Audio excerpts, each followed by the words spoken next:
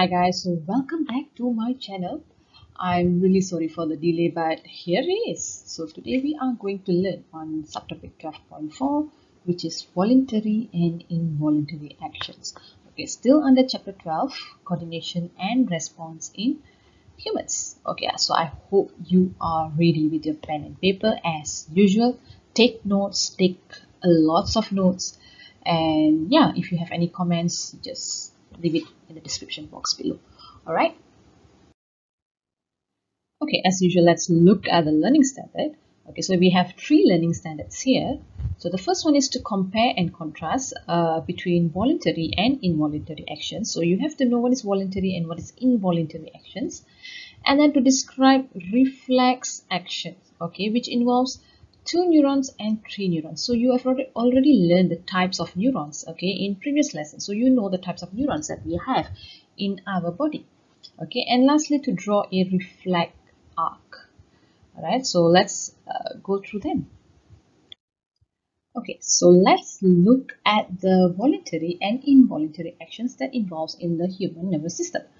Okay, so now the human nervous system controls two types of actions, okay, which is the voluntary and involuntary. So voluntary action involves only skeletal muscles, and the involuntary action involves contraction of smooth muscles, okay, and also cardiac muscles. Okay, the knee-jerk reflex and also secretion from glands, something that you cannot control, you are not aware of it.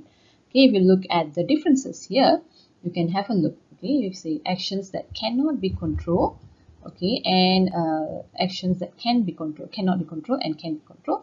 And we are aware of the action involuntary, and we are not aware of the actions in involuntary actions. Okay, so the peripheral nervous system we have here, okay, is involved in the transmission of the nervous impulses for both voluntary and also involuntary. Okay, so I have a video here, okay, to show you. So you can, I will put it in the description box below so you can have a look at that, okay, before you continue to the next slide. Okay, now let's look at the similarities and the differences. Okay, so this is in a table form. When you get questions in essay form, you can write in table. Okay, so here both are the similarities is that both of them are the nervous coordination system, voluntary, involuntary, okay, and both involve the central nervous system and the peripheral nervous system, okay, the brain, the spinal cord, and all the other nerves that we have in the body. Okay, they involve the contraction of skeletal muscles.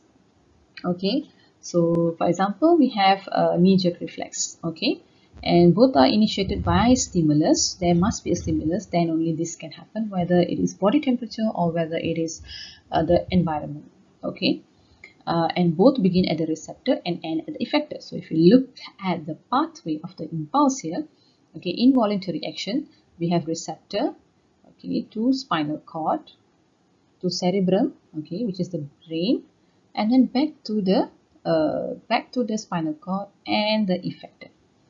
Okay, whereas in involuntary action, we have the receptor, spinal cord, medulla oblongata, back to the spinal cord, and also the effector. So it does not involve the cerebrum or any other part of the brain except medulla oblongata.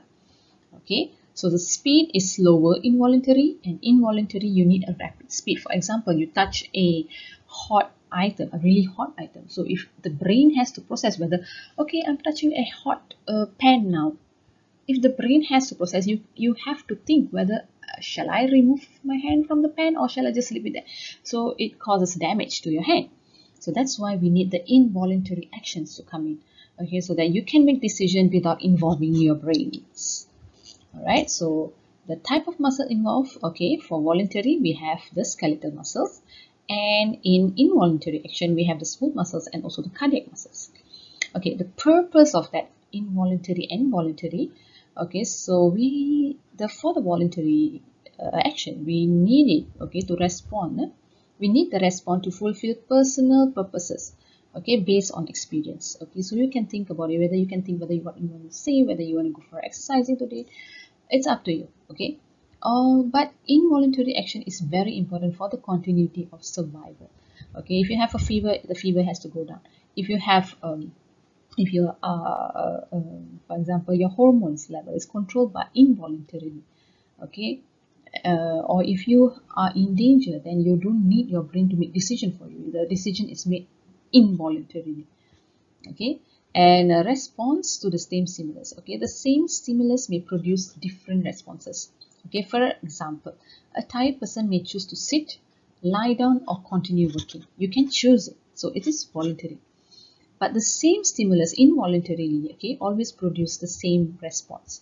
Okay, so you cannot choose your response. So for example, knee jerk reflex, you cannot choose when someone hits your knee, you cannot choose whether you want your knee to just remain there or to move. It will automatically move. Okay, so examples we have talking, writing, walking, and others.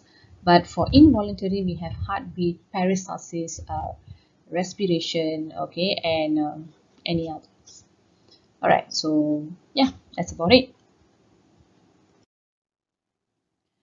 Okay, now voluntary actions such as walking, talking, or brushing teeth, okay, are conscious actions, something that you are conscious about. Okay, for example, you can voluntarily raise your hand to answer a question. Okay, so voluntary action involving the skeletal muscles are actually controlled by the cerebral cortex. Okay, and since the information reaches the cerebral cortex, okay, that is our level of consciousness, our perception of the surrounding can be produced. Okay, so the pathway you have seen is we have the receptor, okay, sensory neuron, then we have the relay neuron, motor neuron, and to the effector, something that you can control. So this happens in the integration center. All right. Now this is the pathway again. All right. So we have the sensory receptor. For example, the eyes detecting the stimulus, which is light. Okay. So then we have the sensory input. Okay, through the sensory neuron. Okay, and then to the integration center, cerebral cortex, or cerebrum, and then towards the motor output. Okay, so this is the peripheral nervous system and this is the central nervous system. So both are involved in voluntary actions. Okay, so back to the effector, starts with the receptor and back to the effector. All right. Okay, now let me ask you a question. This is a question from Summative Practice 12, question 8. Okay, so the question goes that after tea time, Azman went to the playground to ride his bicycles. Okay, while riding his bicycle, Azman is conscious of his action. However, he is not conscious of what is happening to the food that he had just eaten. Okay, so now describe why Azman is conscious of his action riding the bicycle, but is not conscious of the food that he had just eaten. Okay, so now you think about it, you let me know. Okay, now Azman is aware of his action, okay, when riding a bicycle because his action involves a voluntary response, okay, under his conscious control. But he is not aware of the food digestion in the digestive tract because digestion is an involuntary response. Okay, so which is beyond his conscious control. So the control center involved in riding bicycle is the central nervous system, the CNS, and this involves the musculoskeletal system. Okay, so Azman has past experiences on how to ride a bicycle. So this information is triggered in the motor area of the cerebral cortex. Okay, and since the information is triggered in the cerebral cortex, it is a conscious response. Okay, and the information is then transmitted to the effectors. Alright, and the effectors, which is the skeletal muscles on the foot and arm through the motor neuron. Alright, and the contraction of the skeletal muscles enables Azman to ride the bicycle or at its own will. Alright, and besides, cerebral cortex information on body balance is also sent from the balance receptors in the ears to the control center. Okay, the control center involves in food digestion is the medulla oblongata, and the muscle involves are the smooth muscles. Alright, and the presence of food in the digestive tract triggers impulses, okay, on the receptors, and information is sent to the medulla oblongata. And this information is conveyed to the smooth muscles through the motor neuron. The smooth muscles will contract and relax in rhythm to produce a wave of peristalsis that will move the food along the digestive tract. Right? And since the information does not reach the cerebral cortex, which is responsible for voluntary responses, the perception of food peristalsis does not rise. Alright, so that's why Azman is aware of his action riding the bicycle, but is not conscious of the food, what is happening to the food that he had just eaten. Alright. Okay, now reflex action. What is reflex action? Reflex action is a rapid and automatic response towards a stimulus from the external environment. Okay, so a reflex action also produces an involuntary stereotype response. Okay, example, we have the same response towards the same type of stimulus. Okay, a reflex arc is the nerve impulse transmission pathway, okay, generally consisting of a receptor. Okay, we have a receptor, 3 neurons. Okay, 3 neurons, the sensory, the motor neuron, and also the relay neuron, okay, or the interneuron, right? 3 neurons and also the effector. So we have these 3 things involved. Okay. All right. So there are 2 types of reflex action. Okay, we have the firstly we have the cranial reflex. Okay, cranial reflex, which is controlled by the medulla oblongata. Okay, which is the integration center. And there is also a spinal reflex, okay, controlled by the spinal cord. Okay, cranial, medulla oblongata, spinal is the spinal cord. Okay, example, this one is knee jerk reflex. Alright. Okay, so the examples of reflex action. So we have here pupil reflex, okay, where the iris relaxes in bright light and the iris contracts in dim light. And then we have sneezing, we have coughing, okay, and also blinking. Now, in the world of biology, they say that reflex action, okay, such as coughing protects the lungs from foreign particles, okay, from the external environment. And the pupil reflex protects the retina from damage. So we definitely need all these, okay, involuntary actions to help us survive. Okay, now let's look at the involuntary action, okay, involving the skeletal muscles, the reflex arc. Okay, this involves 3 neurons. Okay, 3 neurons. Alright, so examples is with touching a hot stove or sharp pain or removing finger without to think about it. Okay, and it is under unconscious control. It is rapid and involuntary response to stimulus. Okay, and the nerve pathway is called a reflex arc. Okay, now how this happens is that when the skin is in contact with a sharp object, okay, in this case we have the pin, okay, sharp object, which is the stimulus. Okay, or it can be anything, it can be a hot object also. Okay, the sensory receptor in the skin is stimulated. Okay, and the sensory receptor at the skin, okay, at the skin will trigger the nerve impulses to move through the sensory or the efferent neuron. Okay, we have here efferent, or we call it as sensory neuron. Okay, sensory neuron to the spinal cord. Okay, and these nerve impulses across the synapse to the relay neuron, or we call it as interneuron in the gray matter. Okay, if you look at the slide, you have here, okay, the interneuron, or we call it as the relay neuron. So we have the synapse here. Okay, so from the interneuron, the nerve impulse crosses another synapse and is transferred to the motor neuron or the efferent neuron. Okay, which is the efferent, or we call it as motor neuron. Also 2 synapses here, 1 synapse and 2 synapses between a neuron. So the motor or the efferent neuron, okay, will bring out the nerve impulse from the spinal cord to the effector. Okay, so in this case, the effector is the bicep muscles. Alright, so the bicep muscles are stimulated. Okay, bicep muscles are stimulated to contract, causing the hand to move away from the hot object or to move the finger from the sharp object. So it depends. Alright, so it goes the same for all these examples. Okay, touching a hot stove, sharp pain. Okay, so we have the stimulus, we have the effector, and in between we have the 3 neurons that are involved. Okay, now the importance of a reflex action. Okay, reflex action actually produces spontaneous responses without waiting for instructions from the brain. Okay, the additional time that is needed by the brain to analyze the information before triggering a response can actually lead to serious injuries. So since reflex action involves the spinal cord, the brain can focus on higher level thinking. Okay, so you must be able to draw this schematic diagram, okay, on the reflect up. So you have the stimulus here, okay, stimulus, all right, and then it goes through the direction is that it moves through the efferent neuron, efferent neuron, okay,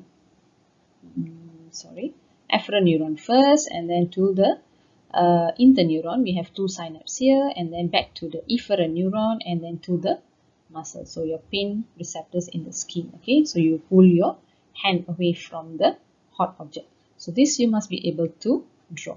Okay, so it can be any stimulus, but the same response. Okay, same pathway. Okay, this knee-jerk response, it involves two neurons. Okay, there's a video also. I will post it so you can watch it. Okay, it will be in the description box below. Alright, now let's look at the knee-jerk. Now, the hammer now hits the tendon that connects the quadricep muscles in the thigh to a bone, okay, in the lower leg. So as the hammer strikes the tendon, alright, the force stretches the quadricep muscles, okay, and stimulate the stretch receptors in the muscle, triggering nerve impulses. So the efferent neuron, okay, transmit the information to the efferent neuron in the spinal cord. So now you look at this, so you have the stretch receptor here, number one, the tendon, okay, hammer hits to the sensory neuron, okay, straight to the spinal cord. Okay, there is no interneuron, no relay neuron. Okay, so we have straight sensory to the motor. Okay, now the efferent neuron or the motor neuron, okay, transmit the impulse to the quadricep muscles, and the muscle contracts, swing the leg forward. Okay, so the leg jerks forward. So this diagram is in your textbook, so you can have a look at that. Okay, so this involves only two neurons and the spinal cord. All right, so there's no synapse. There is only one synapse here. Okay. Okay, there's another question here. Summative practice 12, question 8, also from your textbook. Okay, now Nora accidentally stepped on a nail. She screamed while holding on to her injured foot. Okay, now describe Nora's reaction when she stepped on the nail. Now, she stepped on the nail, she screamed. Okay, screaming. So now, what is the answer? Reaction. Okay, now a sharp nail that pierces through the skin causes the sensory receptor in the skin to generate nerve impulses. Okay, the nerve impulses are transmitted along the sensory neuron to the spinal cord. Alright, in the spinal cord, the nerve impulses are conveyed from the sensory neuron to the relay neuron. Okay, and from the relay neuron, the nerve impulses are transmitted to the motor neuron. So we have, again, we have to draw the pathway. So we have the receptor, okay, sensory neuron, okay, to the relay neuron, okay, to the motor neuron, or the efferent, we call it. My writing is so terrible. Okay, relay neuron to the motor neuron, okay, and to the effector.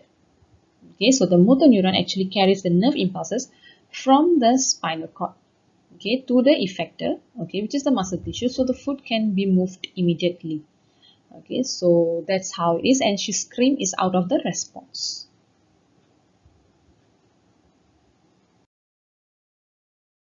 Okay, so we are done with that. Okay, so you I hope you understand the subtopic, and if you do, then you have to do formative practice 12.4 to understand, to check your understanding. Okay, so the questions are that state the sequence of impulse transmission in the knee-jerk reflex. Okay, one example of reflex action is pulling the hand away from a hot object, and define the reflex action and state its importance. Okay, it's all there in the video. Okay, and then you have to differentiate between voluntary and involuntary action. Alright, and the last question is that someone who loses a leg due to a certain disease will still feel pain in the area where the limb was amputated. Explain why. Yes, so you have to explain, right? There's also another YouTube video on the nervous system song, which is quite interesting. I will post it also, the link in the description box below, so you can have a look and enjoy the song while you learn. Alright? Okay, then I will end my video here. Thank you for watching, and please do not forget to like and subscribe to my channel. Bye bye.